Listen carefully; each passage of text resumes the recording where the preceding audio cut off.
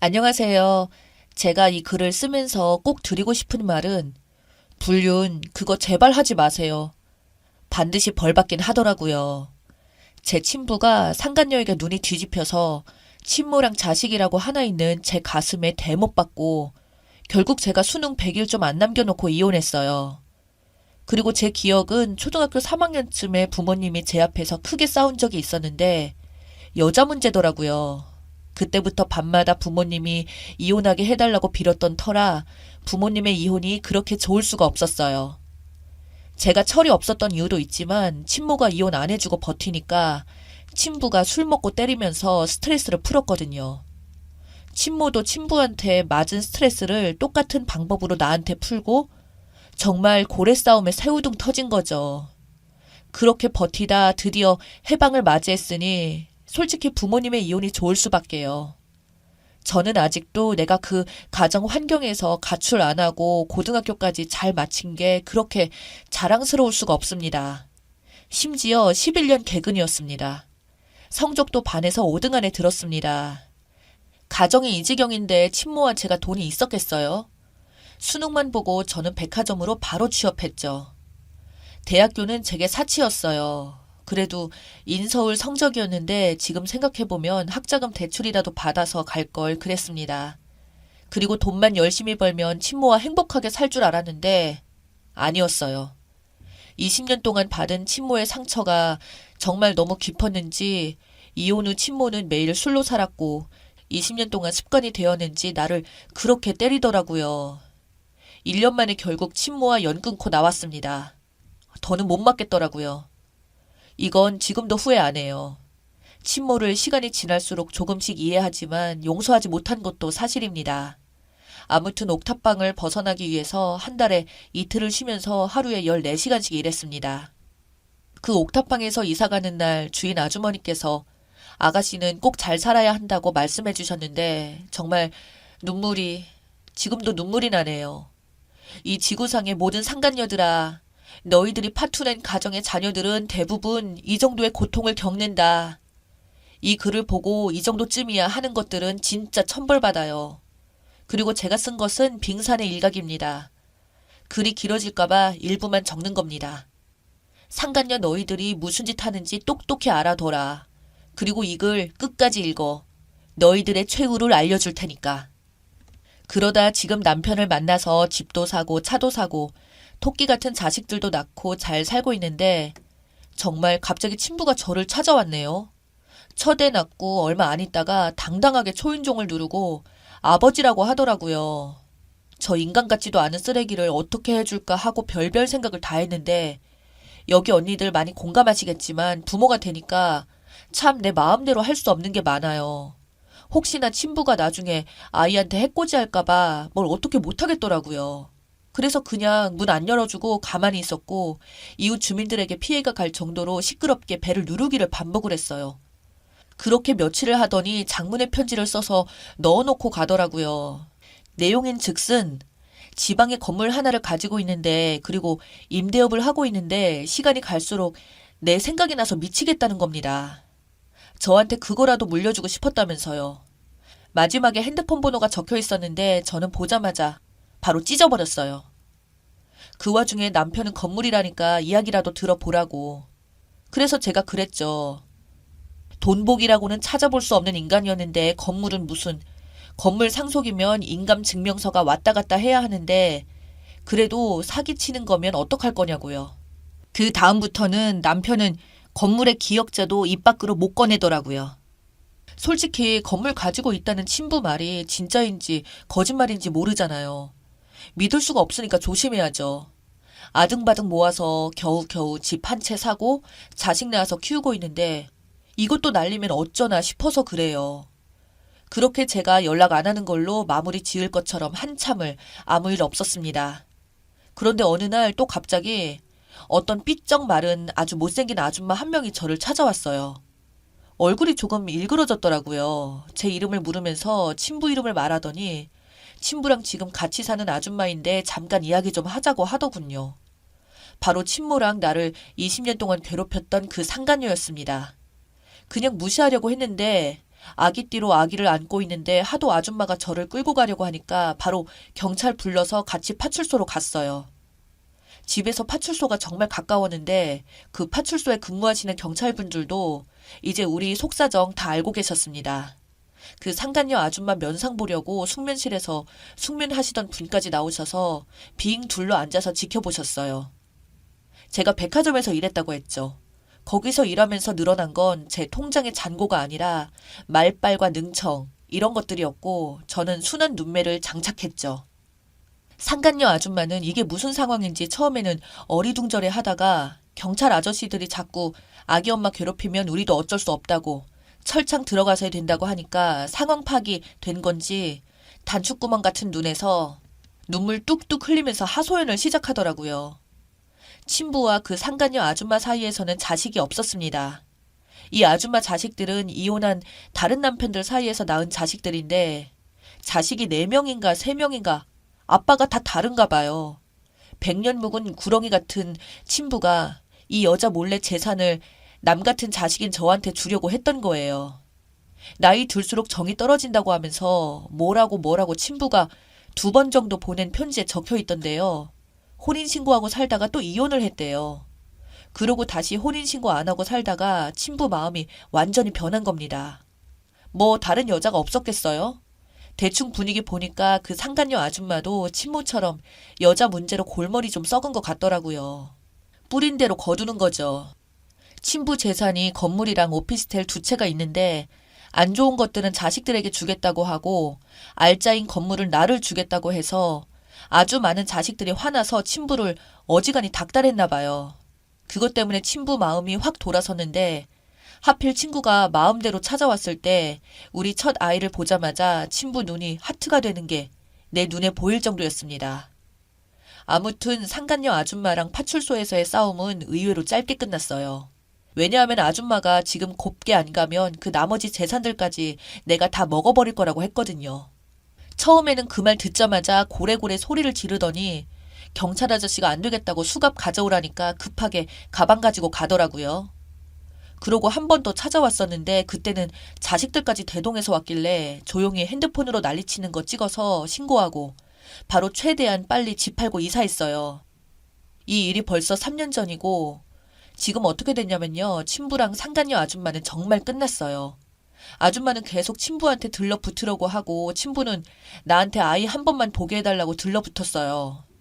지금은 이사해서 연락이 끊겼는데 언제 다시 주소를 알아내서 찾아올지.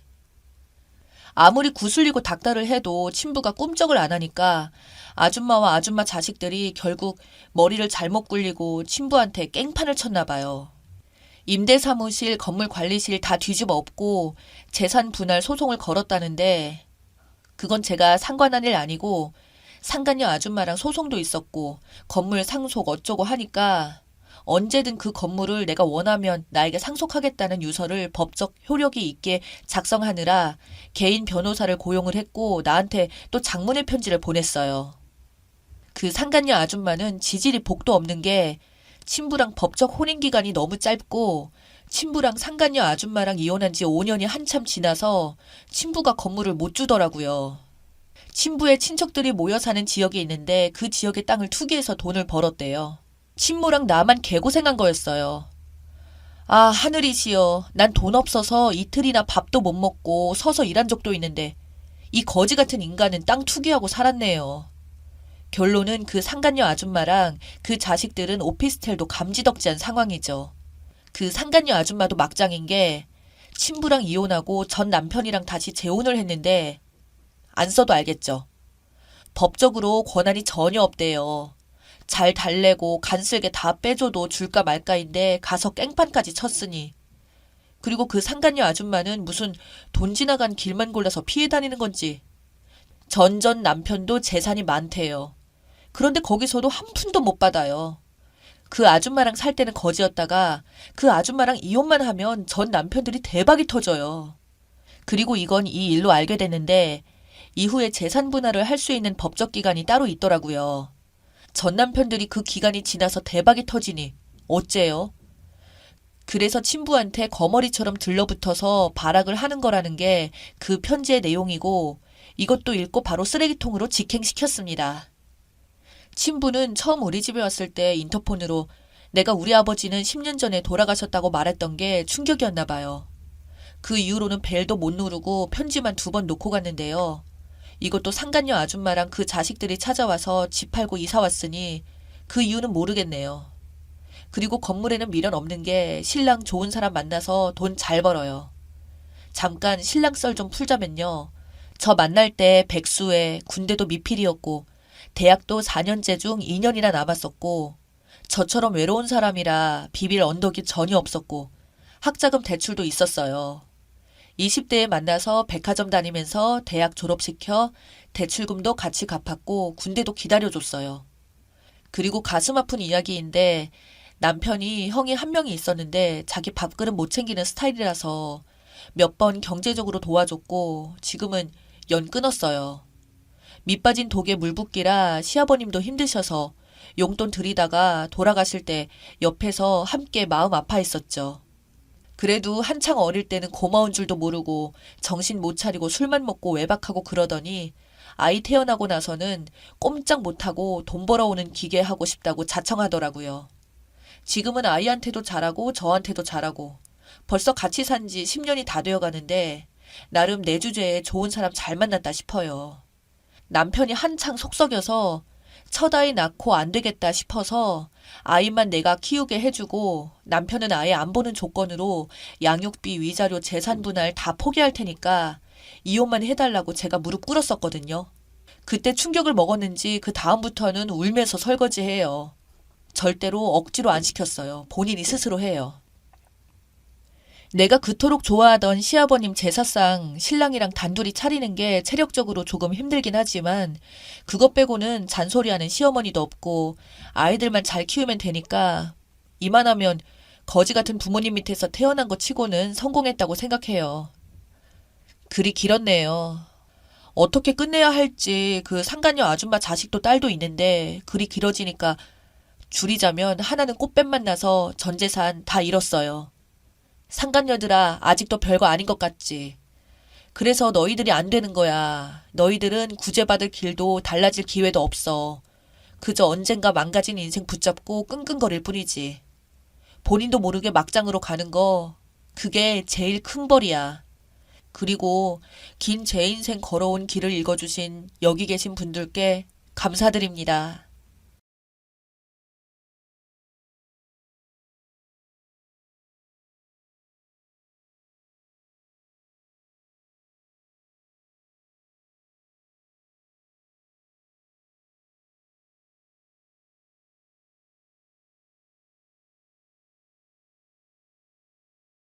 저는 어린 시절을 암울하게 보냈습니다.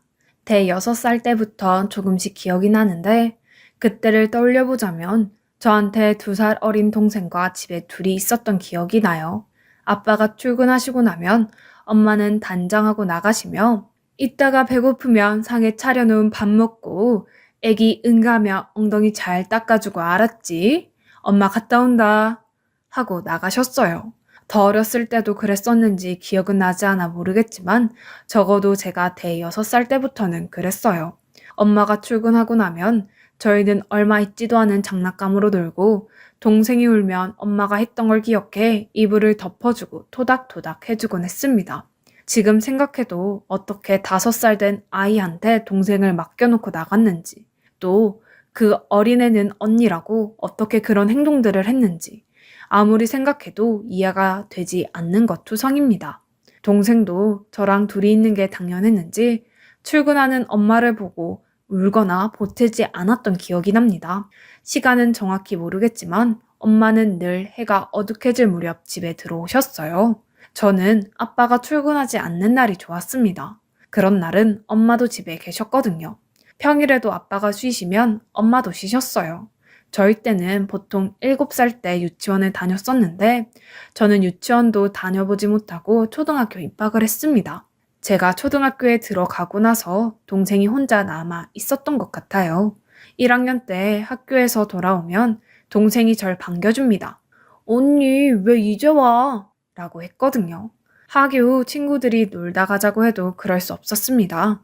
집에서 혼자 있을 동생이 생각나 저는 빨리 집에 가야 했습니다. 아빠는 늘 아침에 일찍 출근을 하시고 매일 8시쯤 퇴근하여 오셨습니다. 엄마는 저녁 시간이 오며 저녁밥을 짓고 빨래도 하며 집을 정리했습니다. 저는 엄마가 오기 전에 낮에 먹었던 그릇을 설거지하고 동생과 함께 씻고 청소도 해두어야 했습니다. 제가 9살이 되던 해 학교에 가 있는 동안 혼자 있는 동생이 걱정되어 아빠에게 아빠, 동생도 학교에 있는 병설 유치원에 다니면 안 돼요? 내 친구들도 보니까 병설 유치원 다녔다가 학교에 온 친구들도 많더라고요. 그리고 친구들 동생도 이제 병설 유치원 다니게 돼서 아침에 동생이랑 같이 학교 오던데 나도 동생이랑 같이 학교 가고 싶어요 라고 했습니다. 아빠는 생각 좀 해보자고 했고 엄마랑 상의를 하셨는지 3일 뒤부터 저는 학교에 동생과 함께 등교를 했습니다. 그때부터 엄마는 저희를 등교시키며 바로 출근을 했던 것 같습니다. 학교가 끝나고 동생과 집에 와도 먹을 것도 차려져 있지 않았어요. 배는 고프고 먹을 건 없어 동생과 라면을 끓여 먹었습니다. 지금 생각하면 정말 위험했던 건데 그땐 그런 걸 몰랐지요. 그쯤이었던 것 같습니다. 아빠는 엄마에게 저희도 좀 컸으니 집을 늘려 이사를 가자고 하셨고 그간 모아놓은 청약 통장이며 적금을 보자고 하셨다고 합니다. 그런데 정말 한 푼도 없었대요. 단 한 푼도요. 아빠는 엄마에게 어떻게 된 건지 모르셨고 입이 10개라도 할 말이 없던 엄마는 아니 이깟 푼돈 갖다 주면서 무슨 돈을 모으래? 말이 되는 소리를 해야지. 그래도 내가 계속 일한 게 있는데 월 기본급에 바쁠 때는 추가 수당으로 받아오는 돈이 다 얼마인데 돈이 없대. 많이 벌어오는 달엔 50, 60씩도 벌어오잖아. 아, 몰라, 없어. 저는 엄마가 매일 아침마다 일을 하러 가시나 했는데 그게 아니었습니다. 나중에 좀 더 커서 알게 되었던 거지만 엄마는 동네 어느 집에 매일 고스톱을 치러 가신 거예요. 결국 엄마랑 아빠는 제가 10살이 되던 해 이혼을 하셨습니다. 저희는 아빠랑 살게 되었고 엄마가 있을 때나 없을 때나 달라진 점은 없었습니다. 오히려 제가 3학년이 되면서 학교에 도시락을 싸가야 했는데 아빠가 매일 아침 저희 아침 식사와 제 도시락에 동생이 학교에서 돌아와서 먹을 점심까지 챙겨놓고 출근하셨습니다. 저녁도 아빠가 아침에 밥을 넉넉히 해두고 가셔서 냉장고에 있는 반찬만 꺼내 동생과 먹으면 되었습니다. 청소도 빨래도 하지 말라고 하셨지만 간단한 청소랑 방 정리는 제가 해두었어요. 그간 다녀보지 못했던 학원도 다녀보게 되었어요. 아빠가 피아노 학원도 보내주셔서 피아노도 그때 배우게 되었습니다. 저희는 엄마가 보고 싶거나 그렇지 않았어요. 제 기억 속 엄마는 호칭만 엄마였지 다른 친구들 엄마처럼 저에게 식사 때 소세지는커녕 계란 구워 주신 적도 없고 늘 차가운 밑반찬에나 먹었고 찌개나 국도 아빠가 계신 주말에나 먹을 수 있었거든요. 저희는 엄마가 없어도 저희끼리 아빠와 함께 행복하게 잘 살았습니다. 그러다 제가 13살이 되던 해 아빠가 새엄마가 되실 분을 모시고 왔습니다. 그냥 엄마라는 단어가 싫었어요. 첫인상도 따스했던 새엄마는 너무 좋은 분이셨습니다. 새엄마는 친엄마와 달리 집에 계셨어요. 아침에 일찍이 일어나 따뜻한 밥을 하며 저희를 깨우시고 출근하는 아빠를 배웅하고 제가 세수하고 나오면 동생을 직접 씻겨주시고 옷도 계절에 맞게 깨끗한 옷으로 입혀주시고 따뜻한 반찬이 있는 상을 차려주셨습니다. 제 도시락에 고기 반찬도 생기고 겨울이면 보온 밥통 위에 딱딱 계란 후라이도 하나 얹어주시기도 했습니다. 학부모 공개 수업 때는 교실 뒤편에 와서 저희가 수업하는 모습도 지켜봐 주시고 운동회를 할 때면 맛있는 김밥도 사서 저희를 응원하러 와주시기도 했지요. 다른 집, 친구, 엄마들이 해오는 것들을 새엄마는 저에게 모두 해주셨습니다. 아빠도 새엄마도 저희 자매에게 엄마라 부르라고 이야기한 적 없으셨습니다. 그냥 버릇없지 않은 선에서 저희가 부르고 싶은 대로 편하게 부르라고 하셨어요. 제 동생은 금방 엄마라고 불렀던 것 같은데 저는 사춘기 무렵이라 그런 건지 엄마에 대한 안 좋은 기억 때문인지 쉽게 엄마라는 말이 입에서 떨어지지 않았습니다. 하지만 단 한 번도 새엄마에게 버릇없이 행동한 적은 없었어요. 심하진 않았지만 남들 겪는 사춘기를 살짝 겪고 나서 새엄마에게 엄마라고 불렀던 것 같습니다. 그날 새엄마는 제 손을 잡고 눈물이 그렁그렁 맺힌 눈으로 웃음을 보이셨습니다. 그로부터 약 1년 뒤 막내 동생이 태어났습니다. 남동생이었어요. 동생이 아직 어린 아가라 우리 가족 모두 육아를 도왔습니다. 엄마는 저희와 동생을 차별하지 않으셨습니다. 저희 집에 오신 그날부터 저에게 무한한 사랑을 보여주셨고 저희가 잘못된 행동을 할 땐 야단도 치고 필요할 땐 매도 들으셨죠. 지금 와서 생각하면 그러셨기에 새엄마에게 더 마음을 열 수 있었지 싶습니다. 엄마는 저희를 잘 키우기 위해 정말 열심히 쉬었습니다. 원래 저희는 방 2개짜리 집에서 살았는데 동생이 태어나고 저희가 점점 자라자 어느 날 방 3개, 화장실 2개인 아파트로 이사를 갔습니다. 그때가 제가 고3 때였어요. 이사를 한 첫날, 늦은 시간 방에서 공부를 하던 저는 저희가 이사를 하게 된 이유를 알게 되었습니다. 아니, 어떻게 이사를 이렇게 갑자기 하게 된 거야? 당신이 이사 가자고 해서 오긴 했지만 돈도 부족할 것 같고 해서 못 올 줄 알았는데. 아니, 큰애가 고3인데 아무래도 집이 좁아서 공부할 분위기가 아니다 보니 맨날 친구네 집에 가서 공부하고 오더라고요. 집에 애들 공부방도 만들어주고 싶어서 원래는 큰애 고3 되기 전에 이사해보려고 이리저리 알아봤는데 여의치 않아서 이사 못하고 있다가 얼마 전에 적금 탔는데 마침 이 아파트가 미분양이 남아있다길래 시세보다 조금 저렴하게 마련한 거예요. 그래도 이사한다고 하니 당신이 믿고 알아서 하라고 해주셔서 고민 많이 안 하고 이사할 수 있었어요. 그 말을 듣는데 너무 감사했습니다. 새엄마의 그 마음에 보답해야겠다는 생각이 들었어요. 그때 성적이 중간 정도 되었는데 그간 해왔던 것보다 더 열심히 공부를 해서 정시로 인서울대학에 들어갔습니다. 저는 대학을 졸업하고 작은 회사를 다녔고 소개팅으로 5살 연상 남편을 만나 3년 연애하고 결혼을 하였습니다. 그 세월이 흐르는 동안 저희는 진정한 가족이 되어 있었습니다. 새엄마가 새엄마였던 것을 잊고 마치 절 낳아준 엄마였던 것으로 생각하며 지내왔어요. 제가 결혼하고 3년 뒤 제 동생도 결혼을 하였어요. 저희 남편도 괜찮은 회사에 다니고 있었습니다. 회사도 탄탄한 편이었고 월급도 괜찮게 받는 편이었어요. 저는 제가 어렸을 적 엄마의 부재를 느꼈던지라 남편에게 이야기해 집에서 살림만 하며 아이들을 케어했습니다. 그렇게 평화로운 나날이 계속되던 어느 날 남편이 회사에서 명예퇴직을 권고받았습니다. 회사가 급격히 어려워지며 정리해고 당하는 거였죠. 하루아침에 저희는 수입이 없어졌습니다. 남편과 고민 끝에 퇴직금의 대출을 땡겨 편의점을 해보기로 했습니다. 여러 편의점 회사를 알아보다 어느 한 편의점을 선택했고 부푼 마음으로 개업했습니다. 동네에 나름 좋은 위치에 자리해 있던 저희 편의점은 첫 달부터 수입이 괜찮은 편이었습니다. 저나 제 남편은 밤에 근무를 하며 편의점을 24시간으로 돌렸어요. 힘들었지만 그래도 내 사업을 한다는 마음이 재미도 있었습니다. 편의점을 운영하다 보니 별의별 사람들이 다 있더군요. 시장처럼 돈을 깎아달라는 사람, 1+1 제품이 아닌 물품을 가지고 와서 1+1 해달라는 사람. 그런데 밤에는 더 별별 사람들이 오는 것 같더군요. 술 취한 사람, 험악한 사람, 어딘가 이상해 보이는 사람들이요. 그러다 보니 남편은 너무 힘들어했고요. 한 번씩 시간대를 바꿔보자고 해도 한사코 남편이 밤 근무를 했습니다.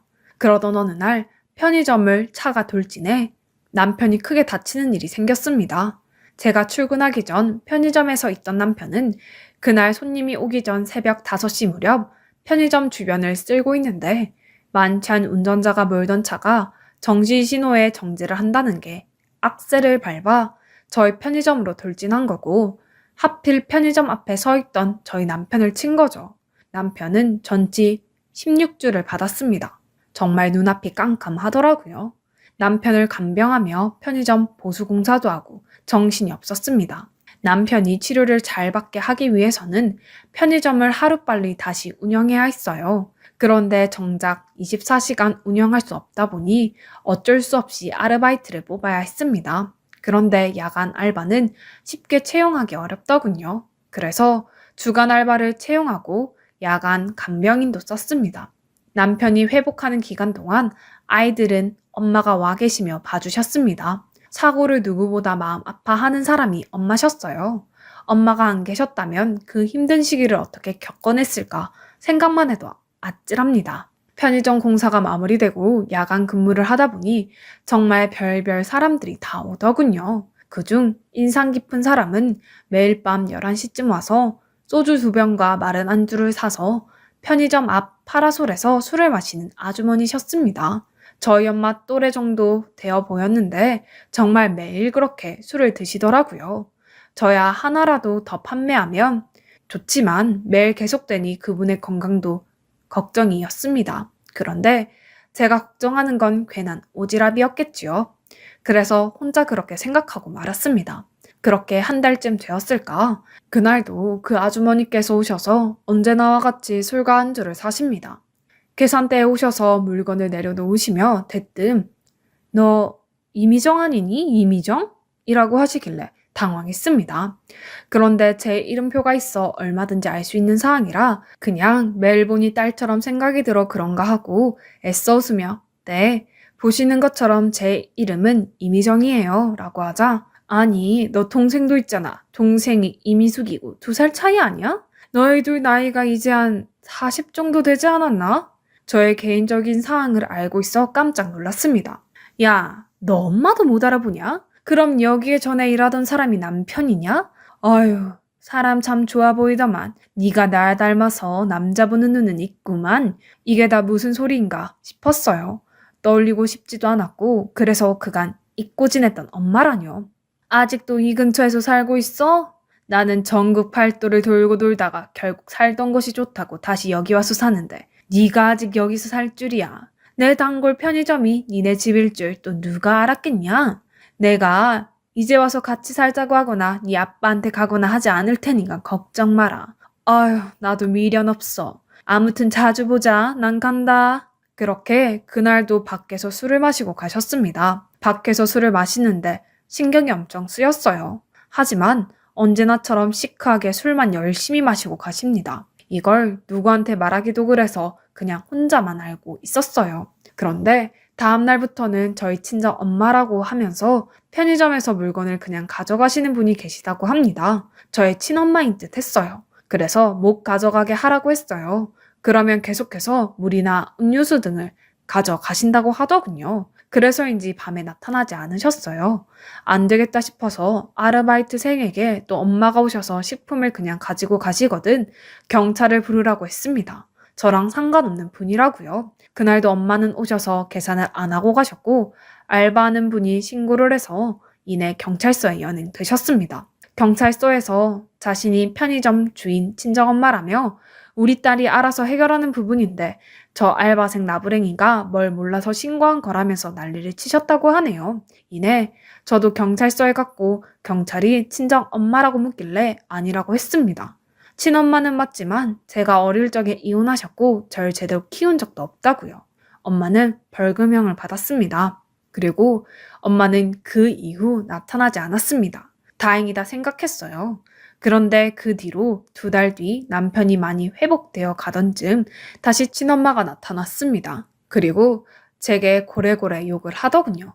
너 어떻게 엄마를 신고할 수가 있냐? 내가 좀 따지러 왔다. 엄마라뇨? 여기 엄마가 어딨어요? 어디 있긴 어딨어? 어? 여기 있지. 딱 봐도 넌 나 닮지 않았니? 아버지랑 이혼하시면서 저희 두고 가신 거면 엄마이기도 포기하신 거 아닌가요? 그런데 이제 와서 엄마라고 하는 이유를 모르겠네요. 저희 어려서부터 저희는 키우지도 않고 엄마라뇨. 갑자기 나타난 이유도 모르겠고 이제라도 만났다고 엄마 노릇을 하는 게 아니라 엄마랍시고 딸 편의점 장사 물건 함부로 가지고 간다는 게 어이가 없고 제가 전생에 무슨 죄를 지었나 싶네요. 이년아, 네가 신고한 바람에 노역하고 왔잖아. 엄마한테 무슨 말을 그렇게 매정하게 하냐? 노역을 하던 진역을 살던 그게 제가 알 바인가요? 벌금 낼 돈이 없어서 노역을 했다고. 내가 먹고 죽을 돈도 없어. 그러니까 니네 편의점에서 먹을 것 좀 가지고 가는 건데. 아, 그게 그렇게 아깝냐? 엄마 아니라고요. 내 엄마 아니라고요. 남이잖아요. 왜 자꾸 엄마라고 하세요? 그럼 진짜 우리가 남이냐? 네, 남이에요. 그러니까 가세요. 그렇게 친엄마는 돌아가셨습니다. 그날 남편에게 가보기 전 집에 들러 아이들과 엄마를 살폈습니다. 엄마는 제게 낮에 간호하고 밤이면 일을 하려니 너무 힘들지? 라고 물으셨고, 괜찮아요. 낮에 그 사람 잘 때 저도 침대에서 눈 붙이거든요. 그래도 이게 아니지. 얼굴이 너무 까칠하다. 오늘 닌 거라도 한 대 맞아. 정말 괜찮아요. 혹시 뭐 다른 고민 있니? 아니요, 그런 거 아니에요. 그냥 이 생활이 길어지니 그런 것 같아요. 이제 곧 그이도 퇴근하니 괜찮아지겠죠. 솔직히 말해, 넌 늘 고민이나 걱정이 있어도 얘기 안 하잖아. 대신 그럴 땐 너한테 그런 표정이 있어.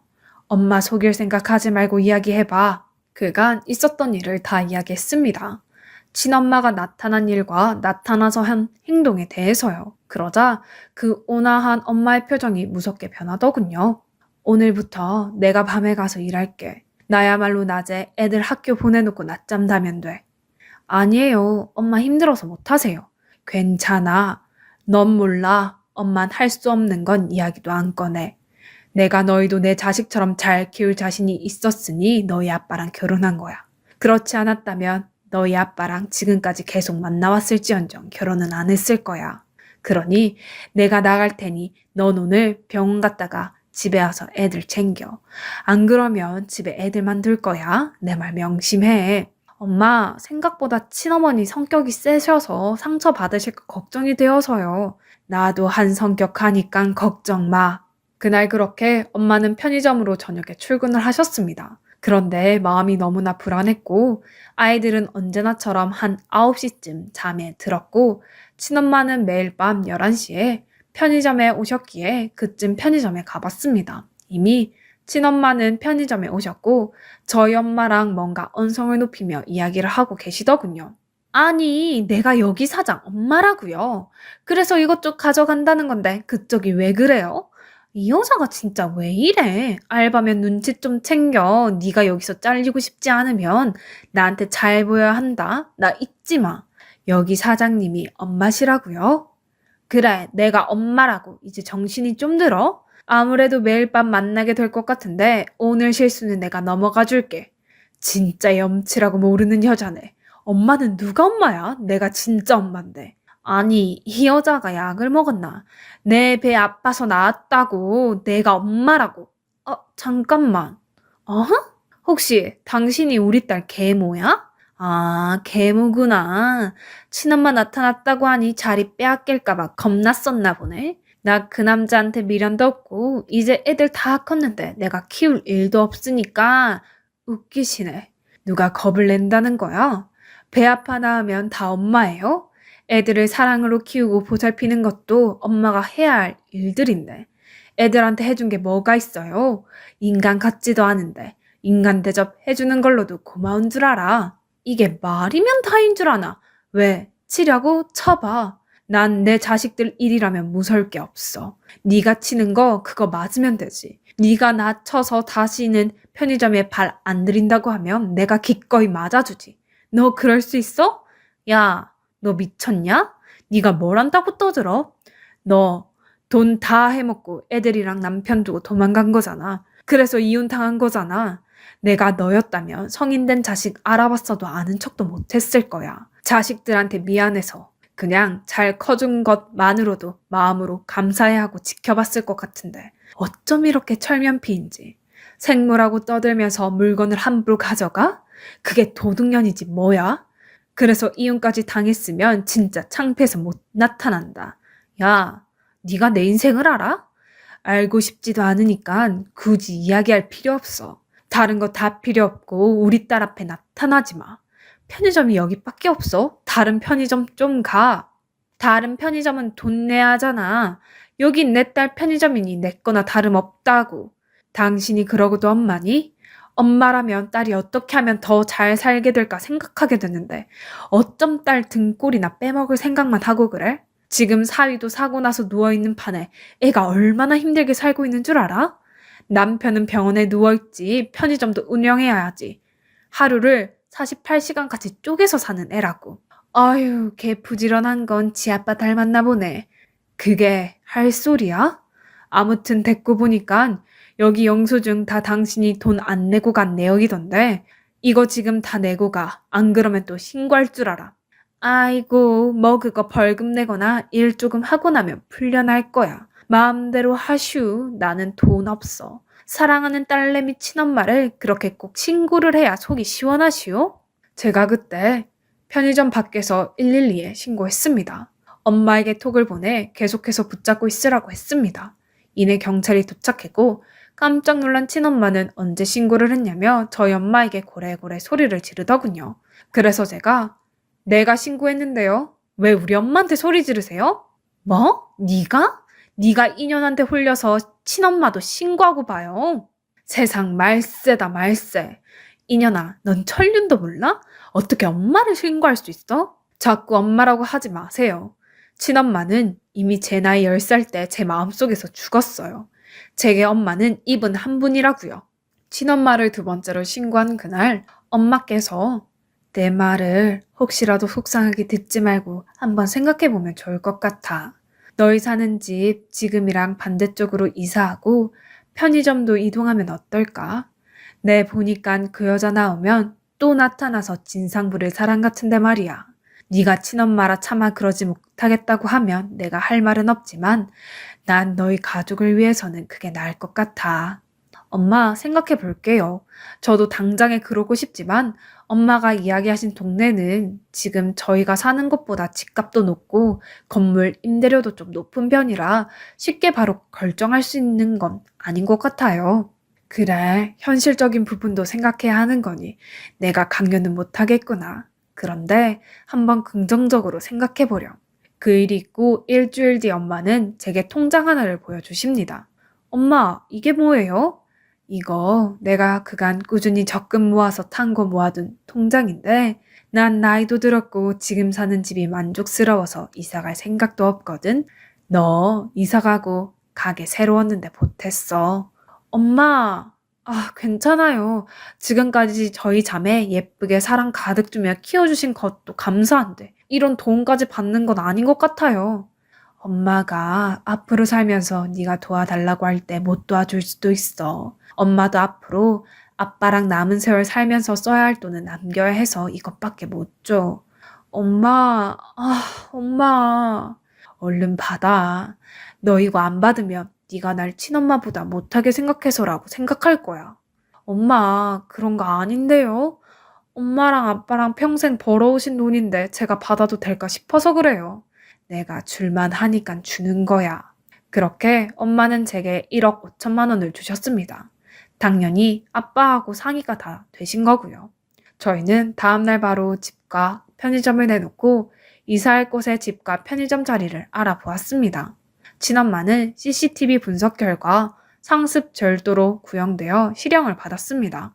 제가 그 어렵고 힘들었던 시절 천사처럼 나타난 엄마는 제게 악몽 같았던 엄마에 대한 기억을 모두 지우고 엄마란 한없이 따뜻한 존재라는 것을 알려주셨는데 다시 한번 엄마는 절벽 끝에 서 있는 절 향해 손 내밀어 주신 듯 했습니다. 모두에게 그렇겠지만 저는 엄마를 생각하면 정말 감사함밖에 떠오르지 않습니다.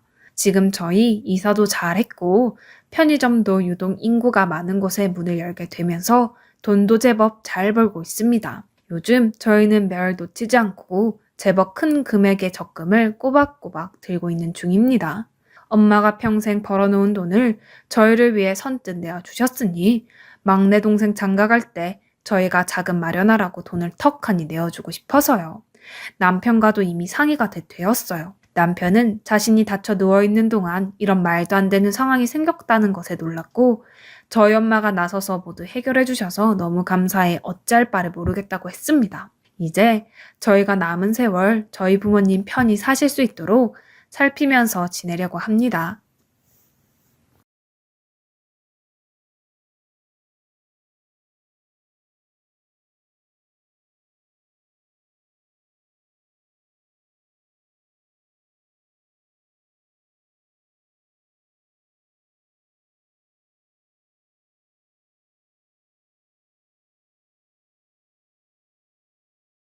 안녕하세요. 정말 이제는 참을 수가 없습니다. 이제 정말 질릴 대로 질려버렸네요. 아무리 막말이 생활화되었다는 분이지만 그동안 12년을 참았습니다. 하지만 이제는 참을 수가 없네요. 저희 부모님이 몇 달 전에 돌아가셨습니다. 여름에 비 많이 올 때 산에 가셨다가 돌아가셨습니다. 처음에 언니한테 전화 왔을 때는 아니겠지, 장난이겠지 했지만 막상 병원에 가보니 더 이상 두 분의 미소를 볼 수가 없고 그저 차디찬 부모님을 접한 순간 정말이구나 라는 생각에 까무라쳤죠. 그렇게 갑자기 저희 부모님이 세상을 뜨셨고 너무나도 힘들었습니다. 정말 나도 따라서 죽고 싶을 정도로 힘들었습니다. 현실을 계속 부정하고 싶어서 부모님의 휴대폰으로 괜히 전화도 해보고 부모님이 사시던 집에서 하루 종일 가만히 앉아있어 보기도 했습니다. 혹시 그러고 있으면 오시지 않을까 하면서요. 말도 안 되죠. 이미 돌아가셨는데. 부모님 돌아가신 거에 대해서 계속 부정하고 싶었지만 현실은 언니가 뭐라고 하더라고요. 네가 이렇게 살면 엄마 아빠가 얼마나 속상하시겠냐고 정신 차리라고. 언니도 힘들죠. 당연히 그렇게 언니한테 의지하고 신랑한테 의지하고 마음을 고쳐 먹었습니다. 그리고 저한테는 8살 된 이쁜 딸이 있습니다. 제 아이를 생각하며 그래 열심히 살아야지 하면서 다시 현실로 돌아왔습니다. 그런데 부모님이 돌아가시고 저와 언니가 유산을 상속받았습니다. 저희 부모님 정말 열심히 사셨어요. 장사를 하셔서 늘 새벽에 나가서 새벽에 들어오셨죠. 우리 자매를 위해서 정말 열심히 사셨습니다. 통장의 돈과 부모님 집, 그리고 전에 할머니가 돌아가시면서 아버지한테 남기신 집과 땅, 그리고 부모님 가게와 건물, 그리고 부모님의 보험. 상속 절차를 밟으면서도 왜 이리 힘든지 정말 말할 수 없을 정도로 힘들더군요. 이건 겪어보지 못한 사람은 모를 거예요. 그 와중에 저희 시어머니 전화가 왔네요. 너 이제 좀 괜찮냐 좀? 하길래 이 양반이 웬일인가 싶더군요. 저희 시어머니는 아무 말이나 막 하는 사람입니다. 처음에는 그 막말 때문에 결혼하고 1, 2년은 정말 힘들었지만 지금은 한 귀로 듣고 한 귀로 흘리고 삽니다.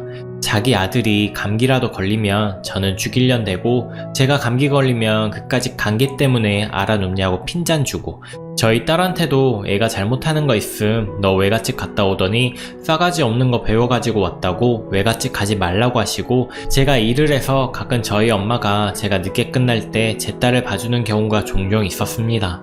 그럴 때마다 저희 집에 전화도 없이 쳐들어오시고 저희 엄마에게도 함부로 하셨죠. 거기다 저한테 니네 부모한테 왜 내 손녀를 맡기느냐고 애 망치면 어쩌려고 그러냐고 그런 말씀도 서슴지 않고 하셨죠. 아무리 그래도 한 귀로 듣고 한 귀로 흘렸습니다. 그런데 제가 그렇게 했으면 안 됐다는 걸 이번에 알게 됐습니다. 어머니가 막말할 때마다 대들고 했어야 했구나 라는 후회가 엄청 듭니다. 그랬으면 나한테 이런 말 하지 않았을 텐데 괜찮냐 좀 하시더니 그 뒷말이 야, 너 얼마나 좀 챙겼냐? 많이 좀 챙겼냐? 니네 집에 너 하나였음 니가 다 받을 것인데 니 언니 얼마나 가져갔냐? 하하하하. 처음에 네? 네? 했죠. 제가 잘못 들었나 했습니다. 제가 계속 네? 이러니 젊은 애가 왜 말을 못 알아먹냐고 네 부모 죽었으니까 니네 부모 재산 받았을 거 아니냐고 이러는 겁니다. 정말 머릿속에서 뭐가 딱 끊기는 소리가 들리더군요.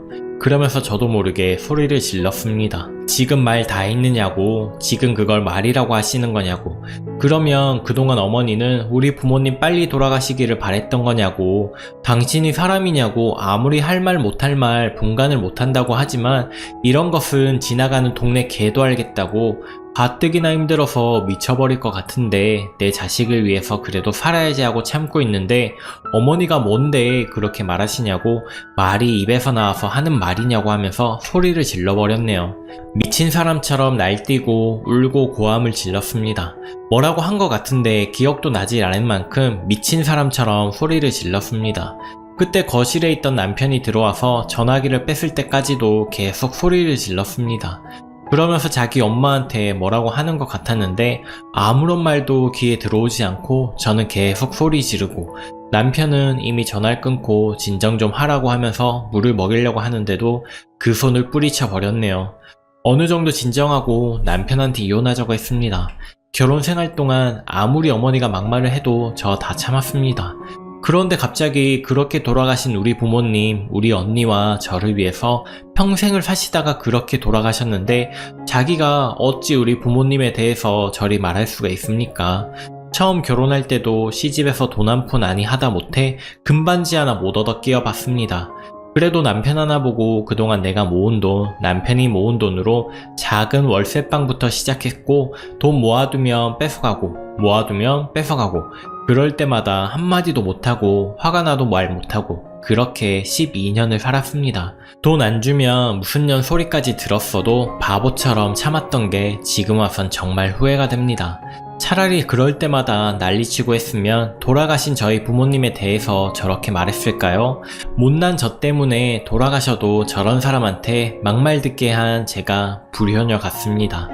남편은 이성을 찾으라고는 하지만 그딴 소리는 이성이란 자체가 없는 자기 엄마한테 나가서 하라고 했습니다. 이제 더 이상은 이렇게 못 산다고 분명 당신 엄마는 내가 이혼하자고 했단 소리 들으면 본인이 잘못해서가 아니라 지 부모 죽고 돈 좀 생기니까 그런다고 하겠지요. 안 봐도 훤합니다. 가서 당신 엄마한테 우리 이혼할 거라고 말하라고 했습니다. 나는 내 부모님한테도 무슨 년 소리 한번 들어본 적 없는데 시집와서 별소리 다 듣고 살았다고 이제 한계입니다.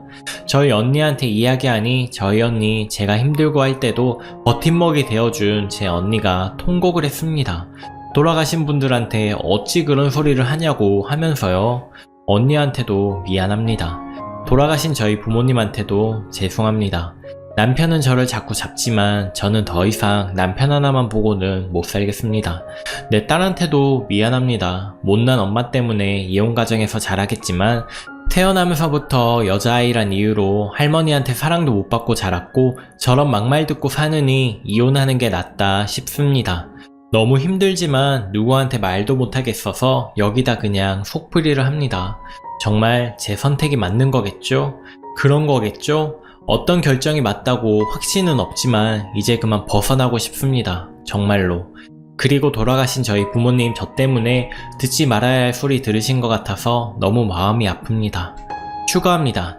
그냥 너무 답답한 마음에 글 쓰게 된 건데 많은 분들의 위로 정말 고개 숙여 감사를 드립니다. 글 쓰고 나서 12년의 세월을 돌이켜봤습니다. 결혼하고 아이 낳고 3개월 빼고 죽어라 일하고 아끼고 해서 간신히 전세로 돌리고 집 좀 사볼까 하고 돈 모으면 돈 뺏어가는 시어머니 없다고 하면 무슨 년이라고 함부로 말을 했던 시어머니 옆에서 그저 아무 말 없이 방관했던 남편, 내가 울면 같이 울던 내 딸, 친정 엄마가 아이 봐주고 있으면 그냥 쳐들어와서 사돈한테 아무 말이나 막 하고 집에서 부리는 사람처럼 대했던 시어머니 집에 제사나 명절에 손 하나 까딱 안 하면서 이건 어쩌네 저쩌네 하면서 무식한 친정에서 보고 배운 게 없어서 저 모양이라고 했던 시어머니, 내가 돈 모아서 장만한 전셋집에 자기 집인 것 마냥 퇴근하면 와 있는 시어머니, 그러고선 집에 일찍 안 들어온다고 살림을 하는 거냐 마는 거냐 하는 시어머니, 좋았던 기억은 단 한 번도 없었던 우리 시어머니, 내가 어머니 때문에 힘들어하며 울 때도 참으라고만 했던 남편, 정말 이대로는 살고 싶지 않다고 언제까지 이렇게 살아야 하냐고 내 자식한테까지 저렇게 함부로 하는 시어머니와 안 보고 살고 싶었던 나에게 엄마가 본인 어릴 때 고생을 많이 해서 저러는 거라고, 엄마가 저렇게 하는 거 당신이 힘든 거는 아는데 나이 들으면 나아질 거라고 무조건 이해하라고만 했던 남편, 바보같이 그 남편 말을 믿었던 나. 말은 안 해도 내 딸이 저렇게 시집살이 하는 거 눈으로 보고 속으로 울었을 우리 부모님, 지금이라도 자식 노릇 하고 싶지만 너무 늦어버린 현실에 가슴이 무너지고 저런 시어머니 그래도 시어머니라고 12년을 모시고 살았고 무조건 참으라고만 했던 남편을 바보처럼 이해했던 나. 12년의 세월 남은 것이라고는 그저 내 후회와 초라해져 버린 나. 많은 분들 제 딸 걱정해 주셔서 감사합니다. 하지만 이게 최선의 선택이라고 생각합니다. 저한테 하는 것처럼 제 딸한테도 저렇게 하셨고 이런 가정에서 살게 하는 것 또한 부모로서 할 짓이 아니라고 생각을 합니다. 더 이상 제가 겪은 아픔을 제 딸한테 대물림하고 싶지도 않고요. 제가 나중에 저의 이런 모습 보고 엄마 왜 바보처럼 참고 살아? 이러면서 속상해하는 딸의 모습을 보고 싶지 않습니다. 제 딸한테 떳떳한 엄마가 되고 싶고 제 딸 더 이상 주눅들게 살게 하고 싶지도 않습니다. 저는 12년의 세월을 버렸지만 제 딸은 그리 살게 하고 싶지가 않고요. 아직 어릴 때 이혼하는 것이 현명하다고 생각합니다. 제 딸이 나중에 철이 들어서 자기 아빠를 미워하지 않았으면 좋겠고요. 그나마 아빠에 대한 좋은 기억이 있을 때 그 사람과 헤어지는 것이 낫다고 생각을 합니다. 딸은 엄마의 삶을 그대로 산다는 말이 있고요. 나중에 제가 이혼한 것이 딸에게 흠이 될 수도 있지만 그런 가정이 있다는 것 또한 큰 흠이 될 것만 같습니다. 그리고 딸이 저처럼 저런 남자를 만나고 시어머니를 만나게 하고 싶지도 않고요. 남편은 끝까지 저를 잡겠다고 합니다. 그동안 나와 딸을 방관한 채로 살았던 사람이 이제 와서 왜 저러는지 모르겠습니다. 저는 소송이라도 할 생각입니다. 변호사님은 아까 낮에 언니와 함께 만나봤고요. 여러가지 정황상 이혼을 할 수 있지만 증거 수집은 필수라고 하십니다. 언니 또한 제 결정이 맞다고 생각하고 있고요. 이런 마당에 또 시어머니는 저한테 전화해서 쌍욕을 해댔지만 저는 그저 아무 말도 안 하고 녹음을 했습니다. 더 이상 사람 같지 않은 사람한테 화내고 싶지도 않고 말 썩는 것도 싫습니다. 저한테 아까 쌍욕하면서 그럽니다. 와서 무릎 꿇고 빌라고요. 그저 웃기만 했습니다. 아직까지도 저렇게 당당한 시어머니 이젠 더 이상 용서하지도 않으려고 합니다. 불쌍하게 돌아가신 내 부모님에게 함부로 말하고 나와 내 딸에게 함부로 했던 남편의 어머니. 이제 본인이 얼마나 제대로 살지 않았는지 그동안 자신이 했던 일들이 얼마나 큰 상처가 됐는지 알게 해주려 합니다. 육체적인 것만 사람을 해치는 게 아닙니다. 정신적인 것은 육체적인 것보다 더 큰 고통이 따른다는 거 어머니는 모르겠죠? 하지만 이제 알게 해주려고 합니다. 저는 12년 동안 바보의 모습에서 탈피하려고 합니다. 여자는 약할지 몰라도 엄마는 강하다는 말 마음속에 각인시키려고 합니다. 제 딸을 위해서라도 강한 사람이 되려고 합니다. 이 글을 읽고 용기를 주시고 위로해주신 분들 정말 다시 한번 감사드립니다. 그리고 저처럼 사시는 분들 많진 않아도 있을 거라고 생각은 합니다. 그런 분들도 꼭 용기를 내시기 바라고요. 자식 때문에 참고 사는 게 아니라 자식을 위해서 당당한 엄마가 되셨으면 합니다. 잘 쓰지 못하는 글 끝까지 읽어주셔서 너무 감사합니다. 후기입니다. 안녕하세요. 벌써 그 일이 있은 지 어림 한 달이 다 되어 가는 것 같습니다. 처음에는 절대 이혼해줄 수 없다는 남편과 이제 다음 주면 정말 이혼 도장을 찍게 되었습니다. 처음 한 일주일은 절대 이혼 못해주니 소송을 걸라고 하기에 알았다고 했습니다. 그렇게라도 해서 당신과 당신 집안과의 인연을 끊을 수 있다면 그게 100년이 걸리더라도 하겠다고 했습니다. 어떻게 이야기를 듣고 시어머니는 이제 시어머니도 아니죠. 그 사람의 어머니가 저에게 전화를 하셨더군요. 안 살 거면 부모님께 받은 유산과 딸아이를 놓고 너 혼자 나가라고. 역시 절대 기대를 저버리지 않는 분이시더군요. 그 말과 더불어 갖은 쌍욕을 하시기에 그냥 녹음하고 저는 듣기만 했습니다. 몇 차례 전화 오고 전 녹음하고 제가 지금은 저희 언니 집에 딸아이와 있습니다.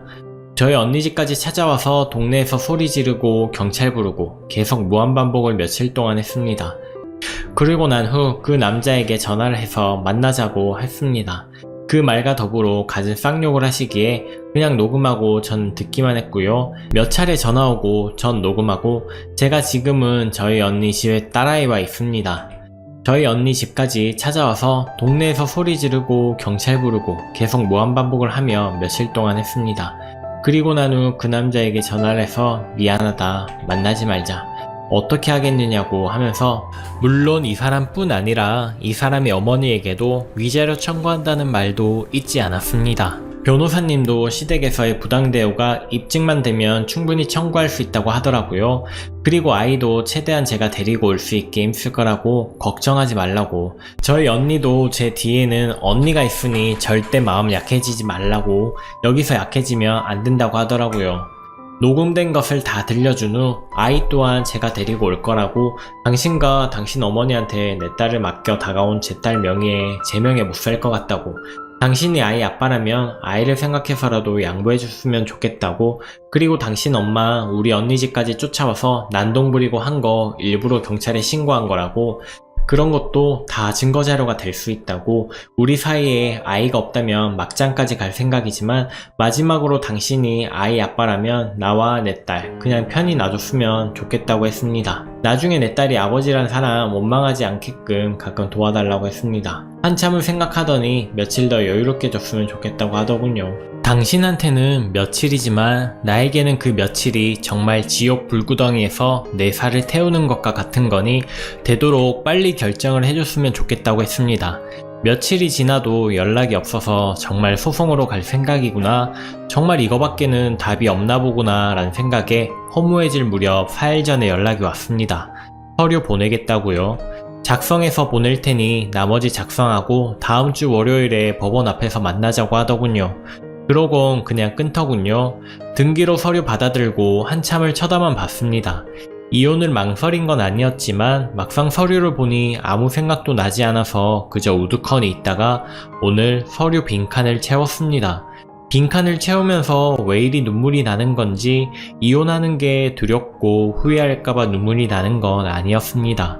그저 그동안의 결혼 생활이 눈앞으로 스쳐 지나가고 돌아가신 부모님 얼굴이 자꾸 생각이 나고 그동안 힘들었던 결혼 생활이 이 종이 한 장으로 끝나는구나 라는 생각도 들고 그냥 왠지 모르게 서러운 마음이 들어서 눈물이 나는 것 같았습니다. 혹여나 딸아이가 듣진 않을까라는 생각에 조용히 소리 없이 한참을 운 것 같습니다. 지난번 두 번째 글의 댓글을 보니 저희 딸아이 입장인 분들이 많더군요. 만약 내가 한 번 더 참았다면 내 딸도 그런 생각을 가지고 살았겠구나 라는 생각에 또 한 번 마음이 아프더군요.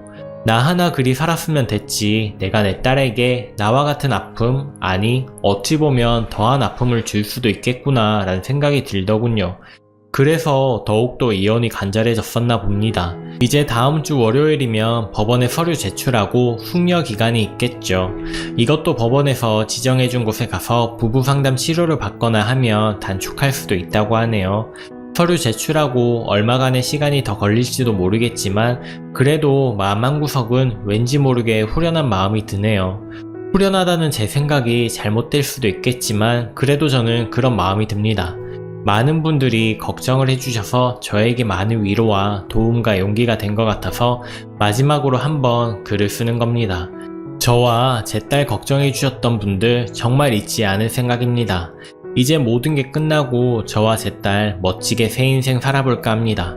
저도 저지만 이제 제 딸 정말 행복하게 해주고 싶은 마음이 간절합니다. 저에게 도움 주셨던 많은 분들 정말 마음속 깊이 진심으로 감사드립니다. 오늘도 낭만캐스터를 시청해주셔서 감사합니다. 더 재미있는 다음 영상에서 다시 만날게요. 오늘도 행복한 하루 보내세요.